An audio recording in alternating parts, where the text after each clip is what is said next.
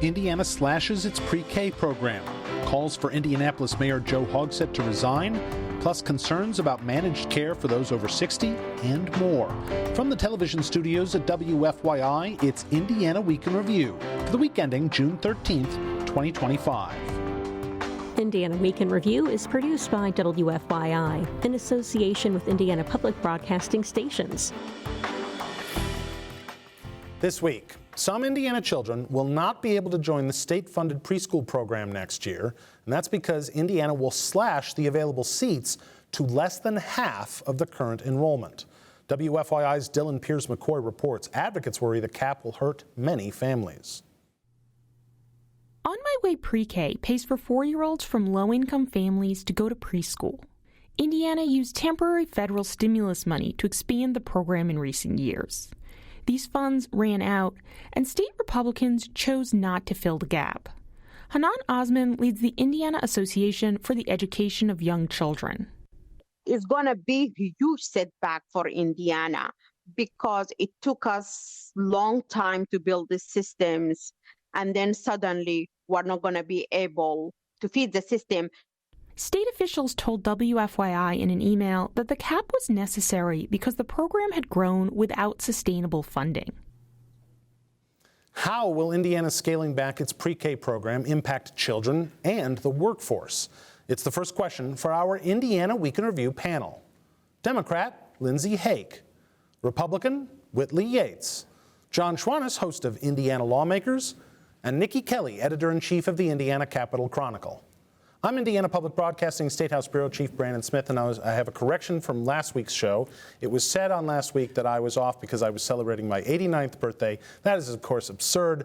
I turned 87. Whitley, Republican legislative leaders have for a while now been urging private employers to basically start their own pre-K programs for their workers.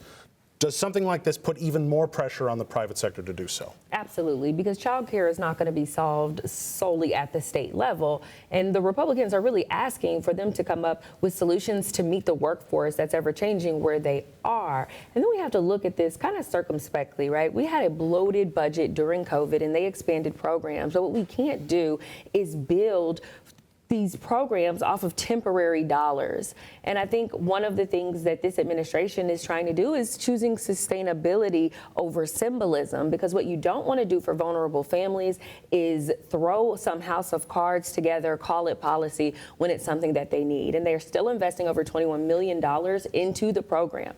And so I think it will be the private sector that will step up and meet the needs of the workforce.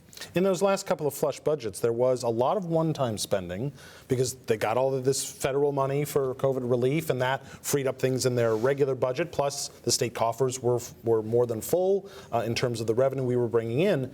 And they always say it's got to be one-time spending because, to the point Whitley just made, if you do something that's ongoing and then things get tight, well, now you have to get rid of those things. Things have gotten tight. Is this a necessary consequence of right-sizing the budget? Is this a necessary consequence? No.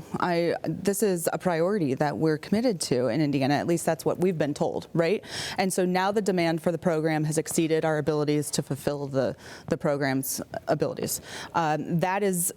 And we heard advocates this week decry these changes. And you heard parents who are ready to go with their kid enrolled in Indianapolis IPS for next year, pre-K, who are now faced with a budgetary problem at home, who cannot pay for this and have no idea where to face next. So there's a big problem and it needs to be addressed. I'm not sure where we're going to start over at the State House, but something needs to happen. Republicans have long been really, really hesitant to devote many state resources to pre-K because they clearly just didn't want to get into it because it's really expensive from the state's perspective. Is this just the state isn't going to be the one to look to? There's a couple of things that come to mind here. First of all, the dichotomy of we'll pay 12 years of free high school, free K-12, funding for vouchers for anyone, no matter what. We won't even pay 1 year of pre-K for, low to moderate income folks. So that's a little bit of an interesting comparison. But also I kind of feel like, look, this started as a pilot program. We've continued it, but we haven't grown it except for the one-time money, which I understand. It's a fair point that, we can't continue, using that money's not there anymore, and so we don't have any way to pay for it.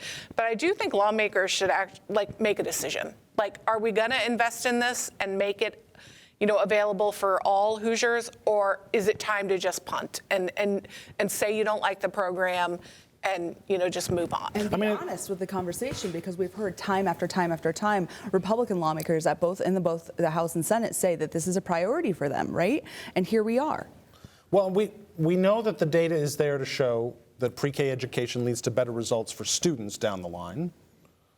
We also know increasingly, the Indiana Chamber of Commerce will be the first to tell you that what's keeping a lot of people, particularly women, out of the workforce is a lack of affordable child care.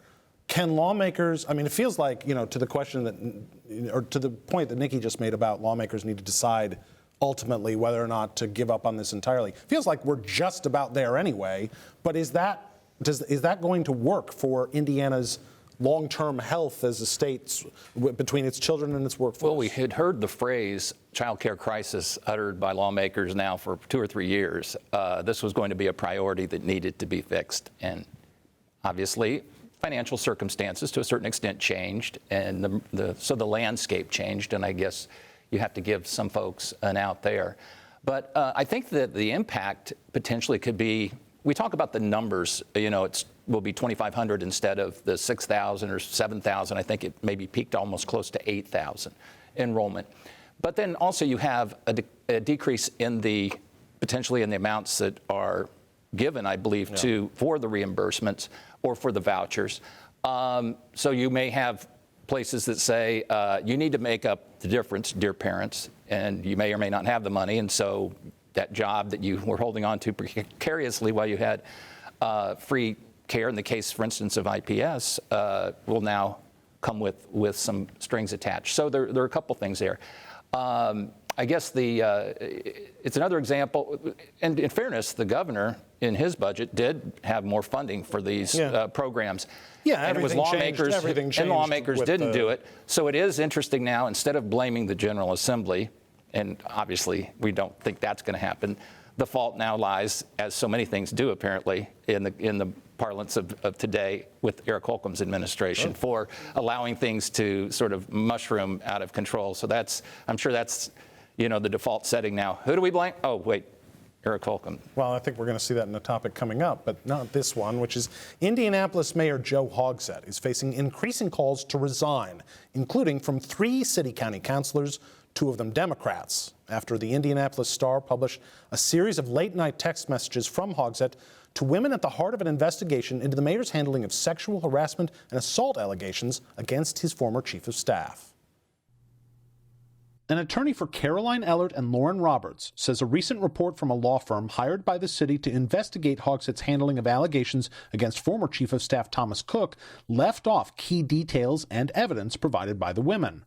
The Star reported that includes text messages from Hogsett that the 2 women say made them uneasy and uncomfortable. Roberts was forcibly removed from a city-county council meeting this week after Council President Vop Osili said she exceeded their time limit to speak. Osili later reportedly said he regrets doing so. Hogsett is resisting calls to resign. Fellow Democrats have said the mayor has broken the public's trust, and Hogsett told Mirror Indy he'll regain it by continuing to lead the city in new and exciting ways. Lindsay, should Joe Hogsett resign? I just don't see how Mayor Hogsett can't resign. He's had members of the clergy this week call on him to resign. He's had members of his own council's party ask him to resign. He's had members of the Indiana General Assembly ask him to resign. This is a commentary that just has to be with Joe Hogsett right now. How does he in good conscience continue to be mayor when it's so clear to so many leaders and so many in the nonprofit and the faith sectors to head out?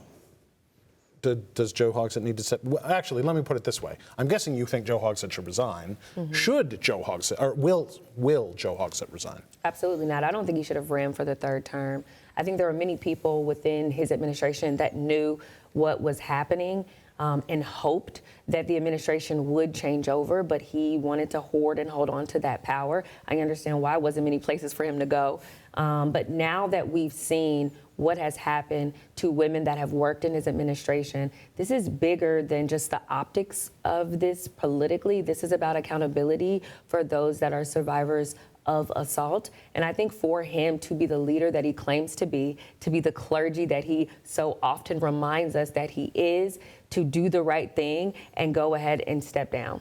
If you want to give Joe Hogsett any benefit of the doubt in terms of why he wants to stay in power, it's because he thinks he can continue to do good things for the city of Indianapolis. Let's give him, I suppose, that benefit of the doubt.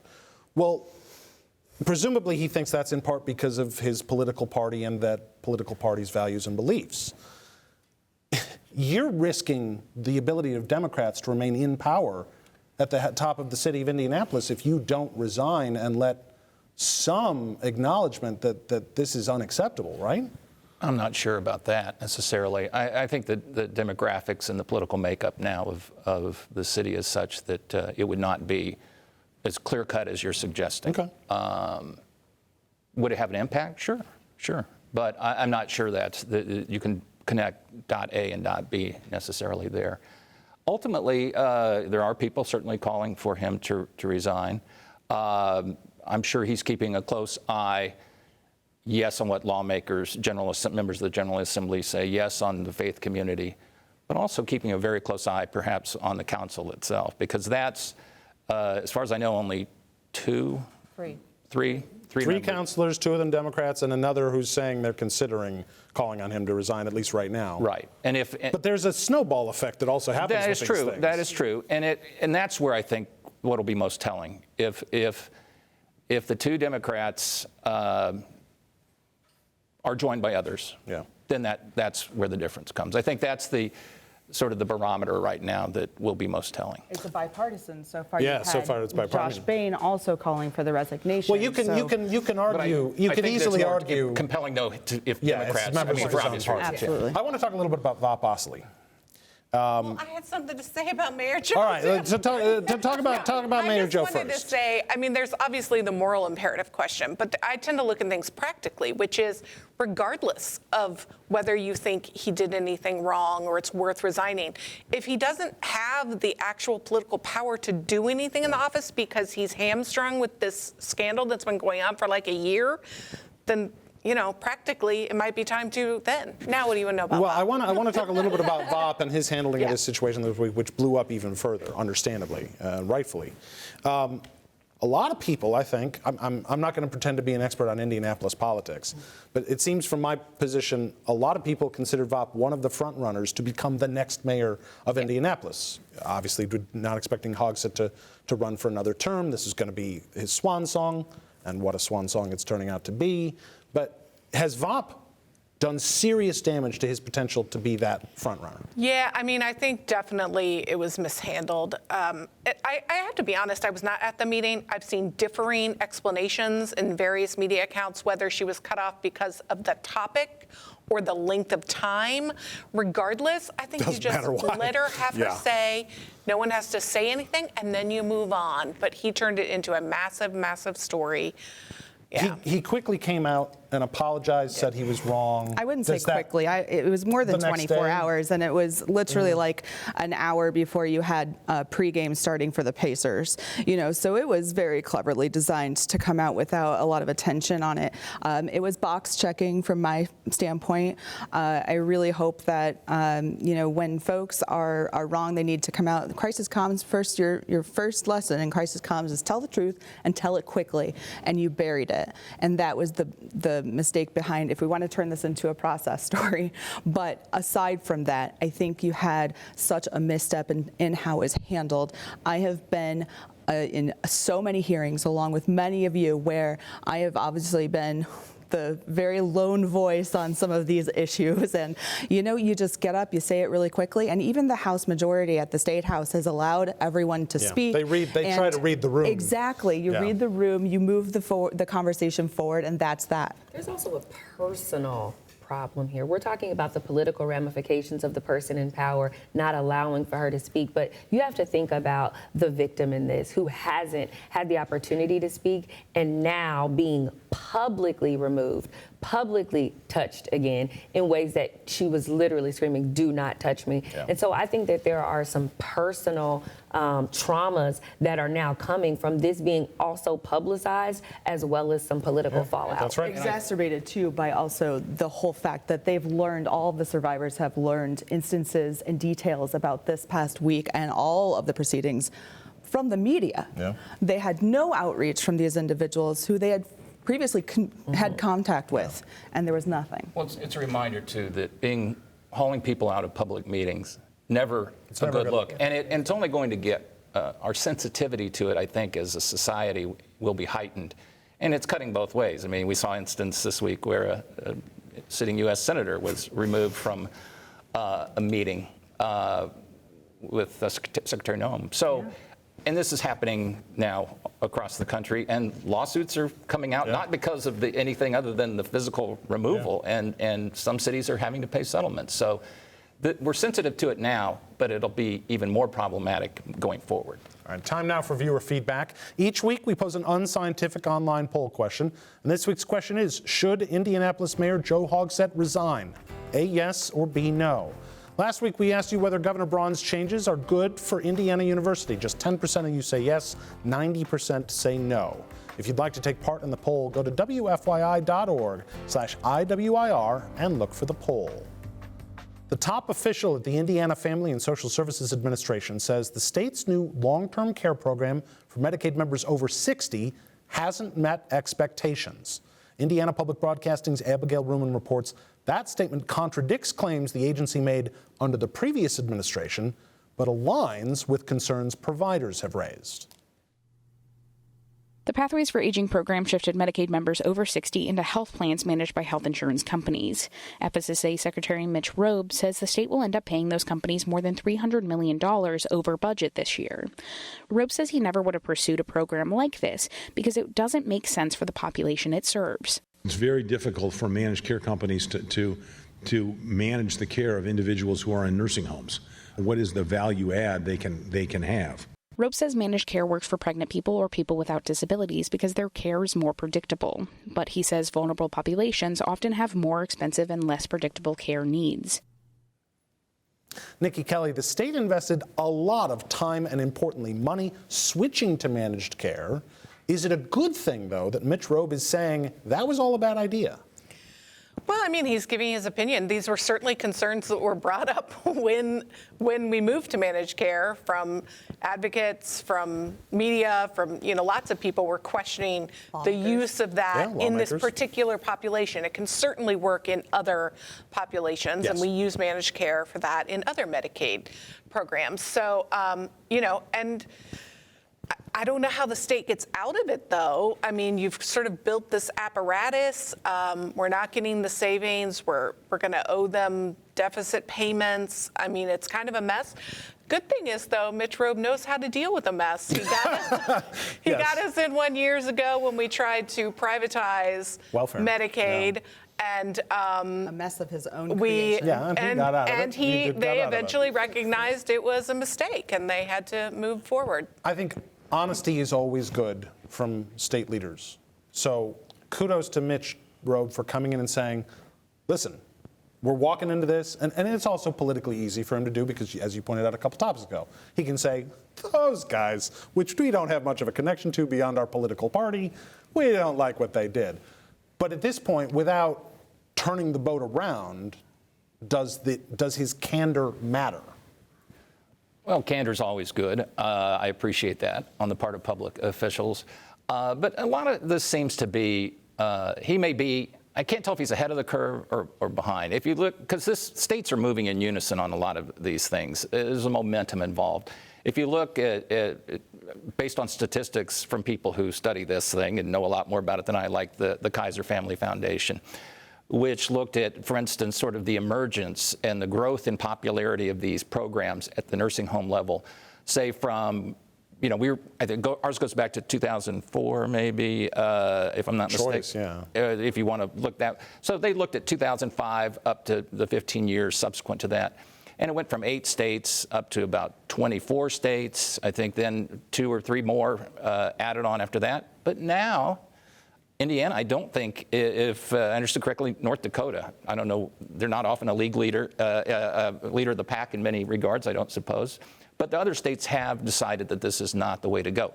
Now, the reasons sometimes are financial. Other times it's pushback from providers who say the system is so screwed up now I can't get paid and we're going to go out of business. Yeah. Or from the recipients who say this is not working because I'm a number, you're pinching pennies in a way that is affecting and perhaps my care and putting me at risk. Reversing course, as Niki pointed out, is going to take a lot of time and probably cost a lot of money. We've known that, as Niki also pointed out, a lot of people were saying a while ago that this was not the right decision. But at this point, is it the right move, even if it's going to cost you a little bit in the short term? I do believe it's the right move. This was supposed to be efficient and it became very expensive. We're thinking that they're supposed to be managing care, they're running up tabs, and then it's our seniors that are at the expense of these types of decisions with worse outcomes than before. And so I don't think that we really have an opportunity to not right this boat, no matter the cost. But I do think it is commendable for them to say, this wasn't right and we're going to fix it. But the question that we have to ask now is, how will our seniors and our most vulnerable population weather the storm? I really like that question. That's the question I'm going to put to you. Whether the state decides to reverse course or tries to make the best out of the situation they've been given, what's going to happen to those folks during this sort of transitory period? We've seen left and right throughout the entire legislative session how we were trying the visible, accommodating the conversation we've had from both the area agencies on aging, the MCEs. Everyone was at the table having this conversation, right? And then what happened after that? Well, Humana's pulled out. They've also notified some of their vendors they no longer have contracts, so people aren't getting care they need. The self-determination part of this is really important. Yeah. Slamming folks into a nursing home or managed care is not necessarily the best outcome for each individual. In fact, I would say, arguably, it's not ever the priority that you have from the family. It's wanting to have that self-determination at home. And so when those situations can't happen here, that's where the conversation gets tough. And yes, absolutely, lawmakers were part of this conversation. Last year, you had Ed Clear, former chairman of the House Public Health Committee, warning this was going to happen, raising the red flag on pathways, raising the red flag on how all of this and the MLTSS drama was going to impact Hoosiers negatively. Ed Clear, notably the former chairman of House Public Health. State agencies likely face more cuts in the upcoming fiscal year because of spending requirements from the legislature included in the new budget. Almost every state agency already received a 5% funding cut in the new state budget. But language in the budget bill also requires every state agency and public college and university to withhold an additional 5% of their funding for each of the next 2 fiscal years. That's not an uncommon practice in Indiana, as the government often looks to revert money back to its coffers at the end of each fiscal year. This language is a little different in that agencies and higher education institutions won't have their usual flexibility to determine where that money will come from. The budget bill says the 5% holdbacks must come from salaries, wages, and operating expenses. And in a recent memo, State Budget Director Chad Ranney says agencies shouldn't expect to get that money back. John Schwantes, we're in a tight budget. Why give state agencies less flexibility to manage their budgets at a time like this? That's a good question. I'm not an accountant, but you would think that this is a time for creativity and somebody who's intimately familiar with his or her agency being able to say, I think we could rob from this Peter to pay that Paul right now. We're already seeing layoffs. Small numbers, but I mean, and where they're happening, it's big impact on certain agencies, such as the state library and state the school for the deaf. Yeah, school for the deaf. So it's been forced as an agency to do more with less. Right. Well, and there is language that says, well, if they don't want to withhold, this extra money, they can come to the state budget agency. But the budget director's saying, don't expect any of this money ever. So is it really more flexibility? It's less flexibility. Yeah, I don't understand that point of the argument. We've had reversions before. It's not anything new. But the agency heads can look at their whole budget and say, this is where I'm going to save this amount. And it seems like they've pinned them in with less options, and I don't really understand that. We'll have more to talk about that next week. But finally, the Indiana Pacers are up 2-1 in the NBA Finals of the Oklahoma City Thunder, with Game 4 in Indy tonight, Friday, as we tape this. Lindsay, can the underdog Pacers win this whole thing? Yes, 100%. Can the Pacers win the whole thing? They will win the whole thing. They will win. I like that. They will win the Put whole it down. thing. Put it down. Niki? Yes, but only if I don't watch it, because they don't do well when I watch. John, very quickly, the Pacers can win the whole thing? Of course. Yeah, I mean, Oklahoma City is so good, but the Pacers seem really good at taking away the things that make teams like that really good. And that is Indiana Week in Review for this week. Our panel is Democrat Lindsay Haake, Republican Whitley Yates, John Schwantes of Indiana Lawmakers, and Niki Kelly of the Indiana Capital Chronicle. You can find Indiana Week in Review's podcast and episodes at WFYI.org/IWIR or on the PBS app. I'm Brandon Smith of Indiana Public Broadcasting. Join us next time, because a lot can happen in an Indiana week.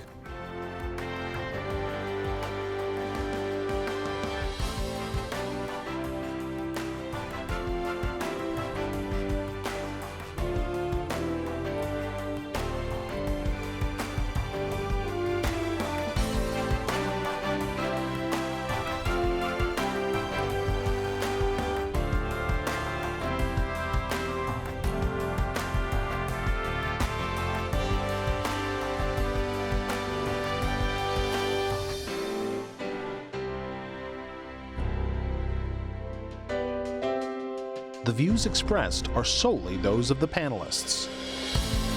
Indiana Week in Review is produced by WFYI in association with Indiana Public Broadcasting Stations.